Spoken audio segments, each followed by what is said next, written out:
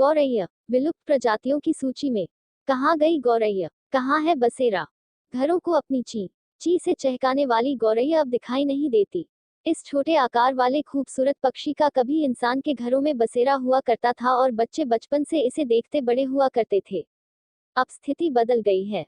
गौरैया के अस्तित्व पर छाए संकट के बादलों ने इसकी संख्या काफी कम कर दी है और कहीं कहीं तो अब यह बिल्कुल दिखाई नहीं देती। पहले यह चिड़िया जब अपने बच्चों को चुग्गा खिलाया करती थी तो इंसानी बच्चे इसे बड़े कौतूहल से देखते थे। लेकिन अब तो इसके दर्शन भी मुश्किल हो गए हैं और यह विलुप्त हो रही प्रजातियों की सूची में आ गई है। पक्षी विज्ञानी हेमंत सिंह के मुताबिक गौरैया की आबादी में 60 से 80% तक की कमी आई है।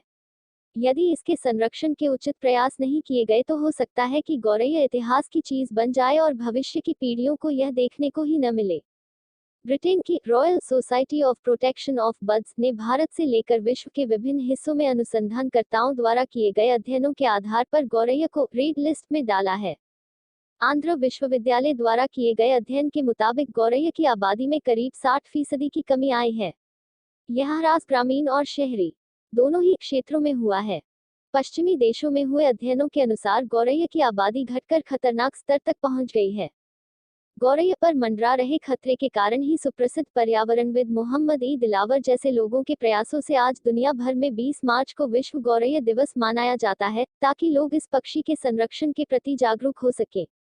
दिलावर द्वारा शुरू की गई पहल पर ही आज बहुत से लोग गौरैया बचाने की कोशिशों में जुट रहे हैं। सिंह के अनुसार आवासीय ह्रास, अनाज में कीटनाशकों के इस्तेमाल, आहार की कमी और मोबाइल फोन तथा मोबाइल टावरों से निकलने वाली सूक्ष्म तरंगें गौरैया के अस्तित्व के लिए खतरा बन रही हैं। उन्होंने कहा कि लोगों में गौरैया को लेकर जागरूकता पैदा किए जाने की जरूरत है, क्योंकि कई बार लोग अपने घरों में इस पक्षी के घोंसले को बसने से पहले ही उजाड़ देते हैं। कई बार बच्चे इन्हें पकड़कर पहचान के लिए इनके पैर में धागा बांधकर इन्हें छोड़ देते हैं। इससे कई बार किसी पेड़ की टहनी या शाखाओं में अटककर इस पक्षी की जान चली जाती है।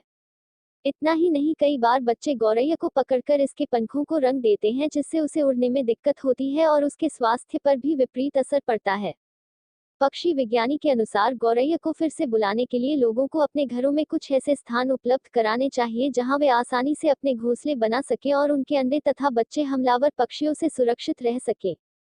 उनका मानना है कि गौरैया की आबादी में ह्रास का एक बड़ा कारण यह भी है कि कई बार उनके घोंसले सुरक्षित जगहों पर न होने के कारण कौए जैसे हमलावर पक्षी उनके अंडों तथा बच्चों को खा जाते हैं। हेलो फ्रेंड्स, आज का वीडियो यहीं तक है। आशा करता हूं कि आप लोगों को यह वीडियो अच्छा लगा होगा। हमारे वीडियो को लाइक कीजिए, सब्सक्राइब कीजिए, शेयर कीजिए, कमेंट कीजिए, लाइक कीजिए, फॉलो कीजिए। जय हिंद, जय भारत। अगला वीडियो में फिर मिलते हैं फ्रेंड्स।